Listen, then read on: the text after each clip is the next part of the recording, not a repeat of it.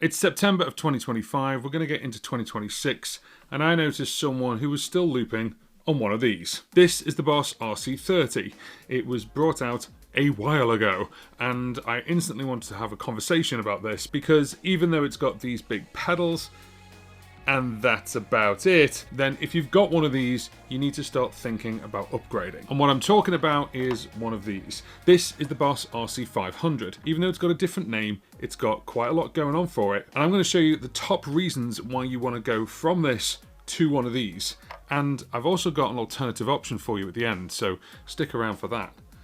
Let me put this down. Now the first one with this is the actual audio quality. This bad boy records at 16-bit 44.1 kilohertz, and that's not bad, it's CD quality, but this records at 32-bit with 32-bit floating point. There's two reasons why that is a good thing, and one of them is actually really specific for looping, because the 32-bit means it's just double the quality, but the 30-bit floating point means you're not going to get clipping, and this is really important for overdubs. When you start overdubbing and overdubbing and overdubbing, then you need that headroom to be able to actually have that amount of frequency inside the looper. Whereas with the RC30, the problem is that you can actually hit a ceiling digitally and you start getting digital noise. Certainly if you're overdriving it, whereas with this, that doesn't really happen. Now the next one is connections, and both of them actually have the XLR connection, and they can both do phantom power. One thing the RC30 does have over the RC500 is that AUX in cable. It's got the AUX in jack right there.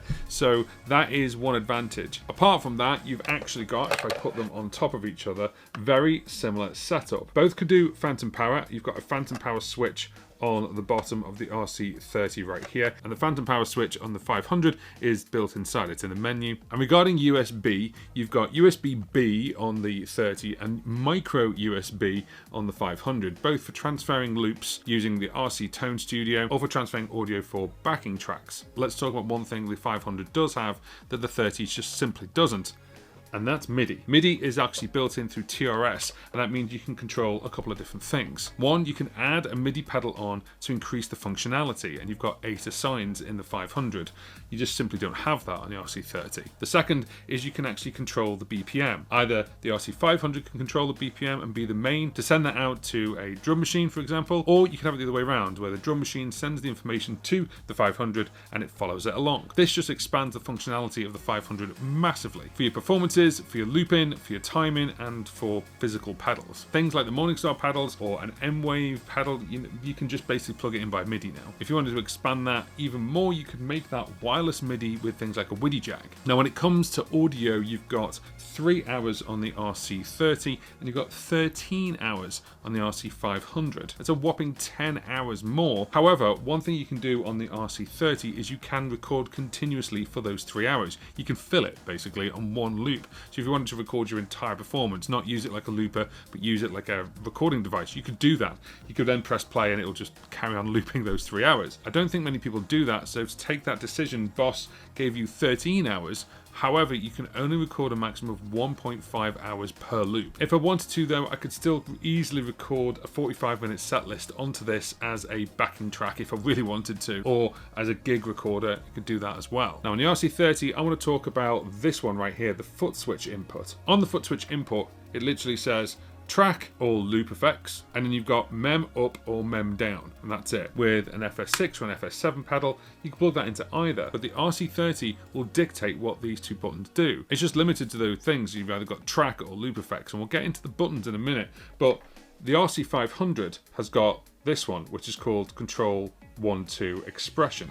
This is actually a dedicated one where you can customize it. The 500, you can pretty much program it up to do lots of different things. I could have an all-start stop. I could have a memory for each one, memory up and memory down. The list goes on, and then you can even use assigns to expand it even further. The other thing that people don't realize when you get it out of the box is the RC30, actually that control, that foot switch, it's systematic, and what that means is it's the same buttons across all 99 memories. With the 500, you can have anything systematic or you can have it per memory. So I could actually have that button be memory up and memory down for one track, or I can have it be rhythm start stop and tap tempo for another track if I really wanted to. And that leads me nicely onto the buttons on the front. Now, for this one, you can see I've got the Stadium Music adapter on top. If you haven't seen that, go and have a look at that video. There's a card I've just put up now for it. These expand the surface area and make it much easier to press. But one thing people fell in love with was the size of the pedals. On the RC30, the actual way you record stuff and play stuff is on this button here.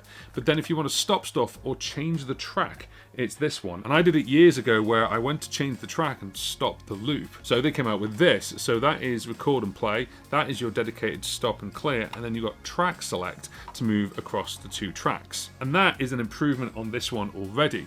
However, and I've been through this before on the channel, you can program them up to be pretty much anything you want. It doesn't have to be what it says on the tin, even though I've now covered it and you can't see what it says on the tin on mine. But that could be track 1, and that could be track 2, and that could be rhythm start stop. That could be start and stop all. That could be change the effects, and the effects are in there, by the way. You'll see loop effects on the RC30. And I don't really know anyone who used them. You played around with them like a Christmas toy, and then by Boxing Day you're done with it. Whereas the loop effects are in here, and there's things like vinyl flick and a couple of other things like scatter, which you can program up. And you can either change one of the pedals to be that, or you can have an external pedal or a MIDI pedal do it. Whilst we're talking about the physicalities of it, have a physical look at it. So when you've actually got the RC30, you can see all the buttons were kind of rubberized. Can you see that? And that was kind of in at the time, but actually to press them down, when they get older, sometimes they don't press properly. These are physical clickable buttons, so you can actually hear it being clicked. It's actually more satisfying knowing it's clicked. You can do it. And then a slight thing that I actually really like with the RC500 is the value dial. The value dial has that slight click to it as well. I like that. Whilst we're on the subject of the front panels, we've talked about the buttons, let's talk about the screen. On the screen of the RC30, it's just numbers. So you've got 1 to 99, 0, 1, 0, 2. That's it. With this one, you've got a full-blown LCD panel where you've got access to the menu. You can choose things. It shows you a traffic light system for red, yellow and green, whether you're recording, overdubbing or playing. You can name the loops as well as have the number. And because it's an LCD display, it's really bright and it's easy to see on stage while you're looking down. It gives you visual representation of what's going on in the loop, where you are in the loop, and loads more. I much prefer the LCD of this for navigation because there's so much more to do on the RC500. Now, if you're someone who uses the rhythm section, the good thing about the RC30 is it had a dedicated rhythm output level volume, which is kind of cool, but it only has 10 types or 10 patterns, or however you want to look at it. With the RC500, you've got 57 different kind of patterns with an A-B variation on each, and you've got 16 drum kits to choose from. This expands the rhythm section hugely over the RC30. Now, you can't make your own patterns, but what you can do with the RC500 is it has A, B, C, and D. So A could be the kick, B is the snare, C is the hi-hat, and D is the crash. And what you can do is you can turn each bit on or off. So if you just need the kick drum and you don't want anything else, you turn B, C, and D off. And that's for each pattern. And I've done a video about that, and you can go well into detail about that, and it's pretty cool. You've also got fills, you've also got intros, outros, and then there's some really clever things you can do with the 500. The biggest one, I think personally, if you're using the rhythm section, is the system called Before Loop. And if you want to learn about that, I'd highly recommend having a look at one of two things. One, I've got a playlist that's all about the RC500, and I've got another playlist, which is my RC500 course. I've dumped all my courses onto YouTube, and you can actually access them through my membership. My membership is called the Loop Academy, and if you join the Loop Academy at the top tier, you get access to all 4 of my courses, one of them being all about the RC500. You also get access to How to Loop Like a Pro, which is my beginner's course for looping, as well as the courses for the flagships, which are the RC600 and the Sheeran Looper X. I'm building more courses that are going to go on my website you can buy, and you can always buy them there, but on the membership, you're going to get access to all of them anyway. Plus, on the membership, we've got things like monthly Q&As, I've got PDFs that I'm dropping at the moment, and they're only for the members. So come and join the Loop Academy community, unlock my course about the RC500, and one final thing about the RC500, it has a little brother, and that little brother is this. This is the RC10R, and the question is it better than this? Well, I have a video about that, and that's just come up on screen. Go watch it, and if you want to join the membership, that's the link that's just come up right now with my face on it. See you there.